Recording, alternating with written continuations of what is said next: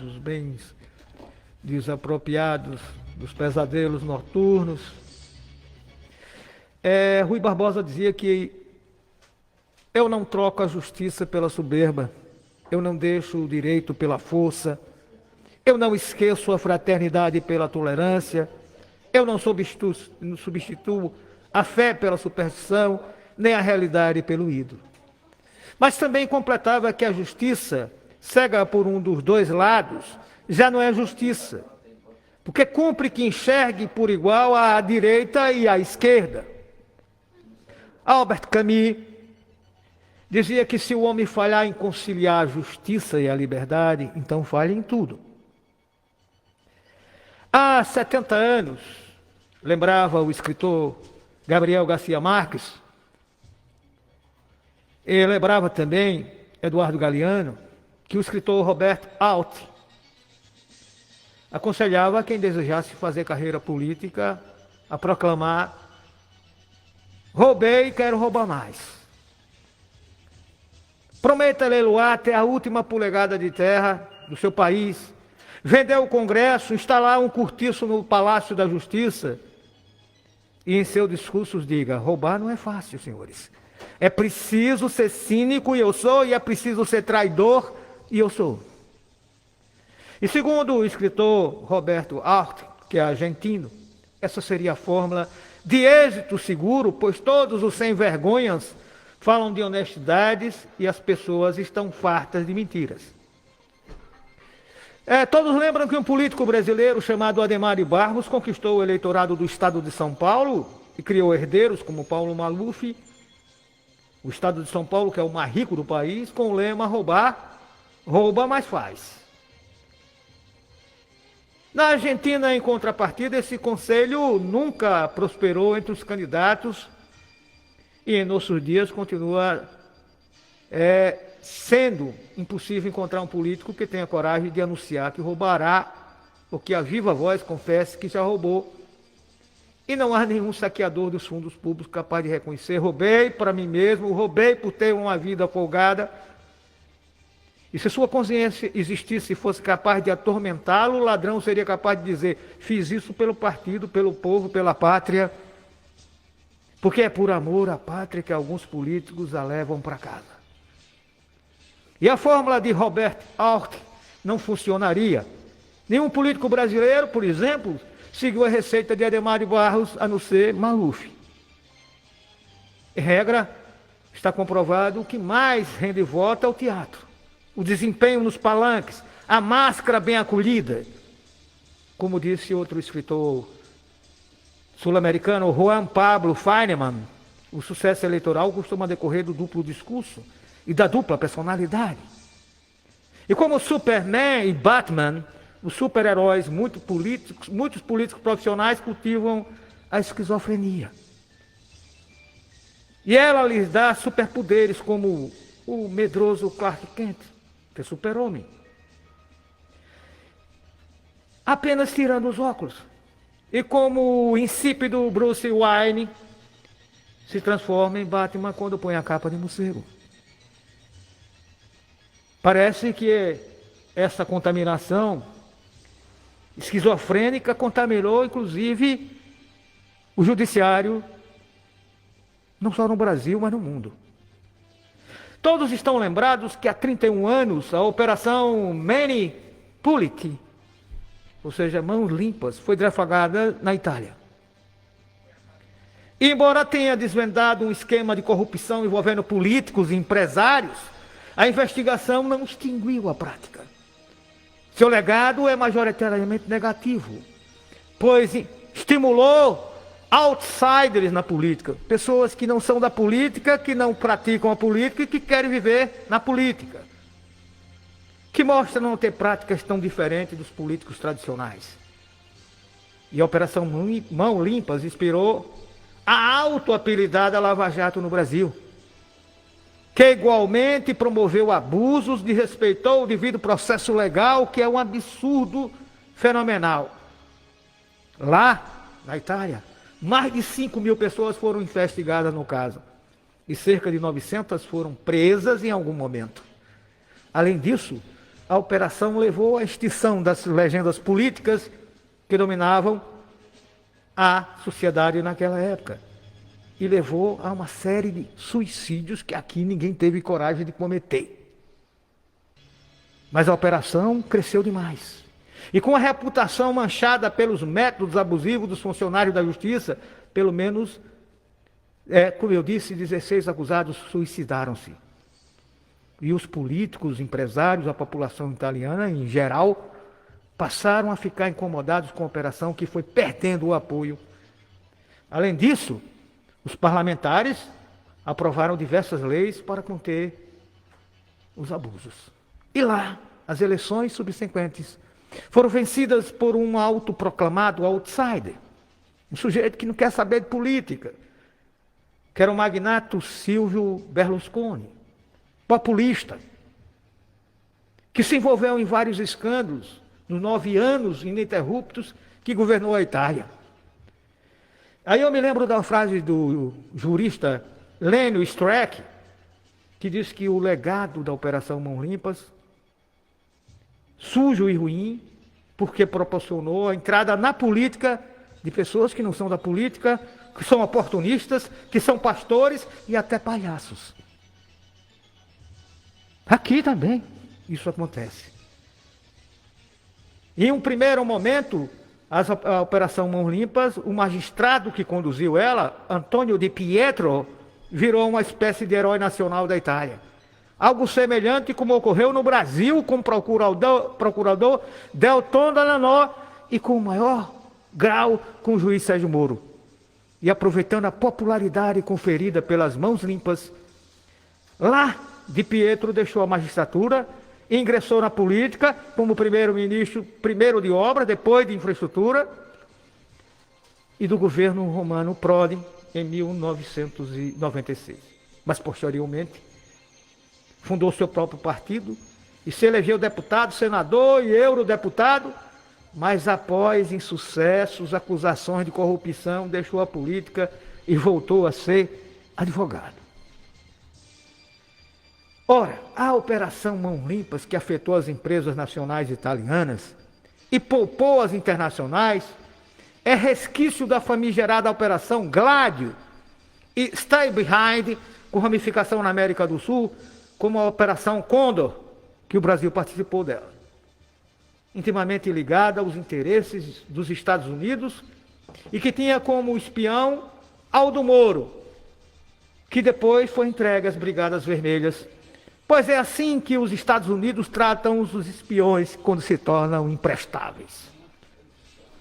E aqui, senhoras e senhores, a recente divulgação feita pelo portal GGN de áudios da chamada Operação Spoofing e vinda a público através do Brasil 247, do vídeo com o depoimento de Tony Garcia, a juíza Gabriela Hard, levaram pânico aos integrantes da quadrilha de bandidos conhecida como Operação Lava Jato.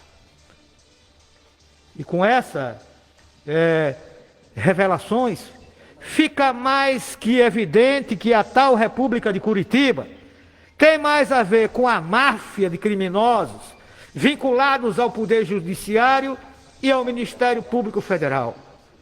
A maneira descarada e abusada como essa coja de malfeitores praticava seus crimes é realmente estarrecedora, porque estamos diante de um estilo de atuação criminosa que, ao compará-la com aquela organização mafiosa estadunidense liderada por Al Capone, nos obriga a considerar a esta como um bando de principiantes e amadores na atividade criminosa.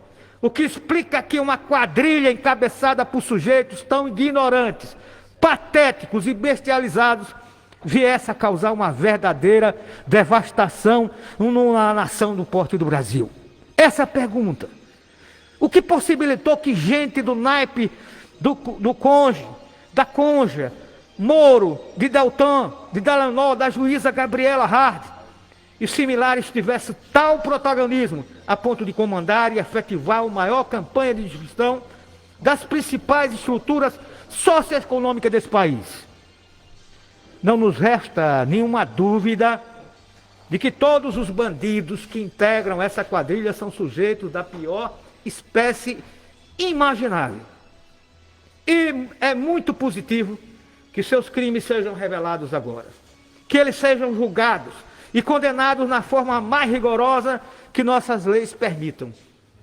Mas a coisa não pode se limitar a isso, meu caro Zeno, porque imbecis, como os recém-citados, tenham tido condições de operar de modo tão destruidor contra os interesses da nação, como fizeram, seria preciso que forças muito significativas se empenhassem em sua sustentação e em sua orientação.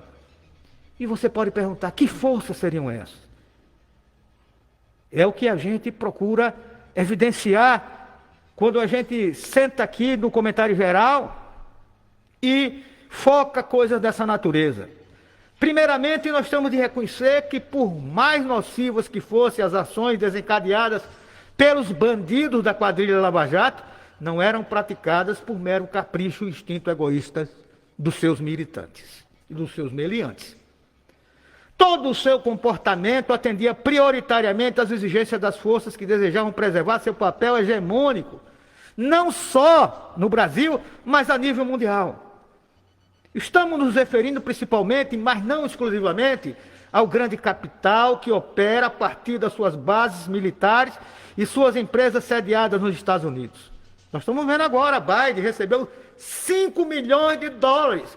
E uma das explicações e justificativas para a manutenção da guerra na Ucrânia. Em outras palavras, trata-se do velho conhecido imperialismo, que muita gente diz que é delírio brasileiro. Um dos requisitos para que um país possa impor seus desígnios sobre os outros é impedir que suas potenciais vítimas tenham condições de se desenvolver de modo independente. E é isso que pensa qualquer governo americano, até o de Obama, até o de Kennedy pensou assim.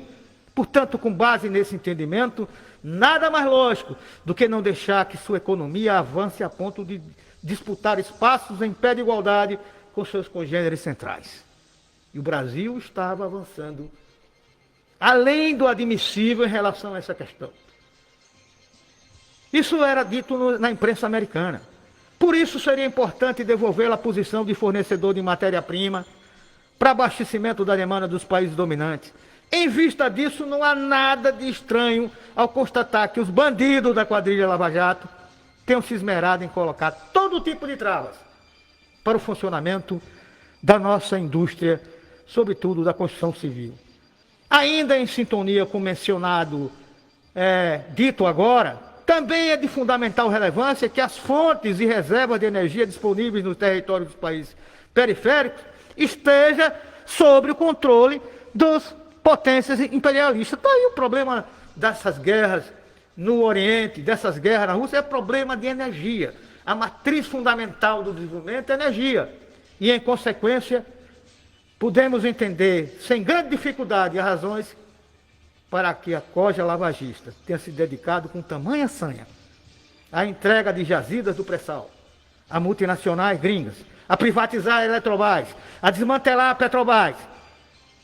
Tudo para que nossos recursos naturais não sejam empregados para amparar nosso crescimento independente. Em lugar de alavancar nosso processo industrial autônomo, nossas reservas energéticas deveriam estar disponíveis para suprir as carências dos países do campo hegemônico. Estados Unidos, os grandes países. Dos grupos econômicos internos, podemos dizer que o trabalho executado pela cúpula lavagista, e essencialmente de encontro aos interesses dos expoentes do capital financeiro rentista e do agronegócio exportador de commodities. Foram esses os setores econômicos que mais lucraram com as medidas que arrasaram com nossa base manufatureira.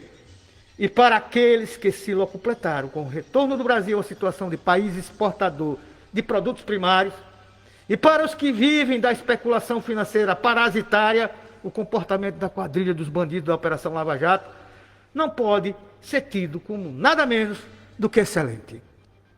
E aí também a gente pode incluir entre os fortes beneficiários da Lava Jato as empresas capitalistas neoliberais religiosas, vinculadas ao chamado neopentecostatismo, cujos donos, sim, donos, porque são empresas, como eu disse aqui a semana passada no editorial, que representa tudo que podemos associar com o diabo, e nada com Deus, e nada com Jesus. Ou alguém seria capaz de aceitar que Jesus entregou sua vida para defender os interesses dos poderosos a se tornarem cada vez mais ricos às custas das maiorias trabalhadoras? Quem pode concordar em ter em Jesus um abençoado dos abastados e condenador dos mais humildes? Em outras palavras, esses diabólicos empresários neopentecostais se utilizam do potencial inspirado por esse nome, pelo esse símbolo, junto ao povo mais simples, para conseguir respaldo social de pessoas que, em sã consciência, jamais compactuariam com seus macabros propósitos. E a gente viu, a semana passada, nós mostramos aqui como esses caras se completam com o dinheiro dos pequenos, né, para fazer, inclusive, política.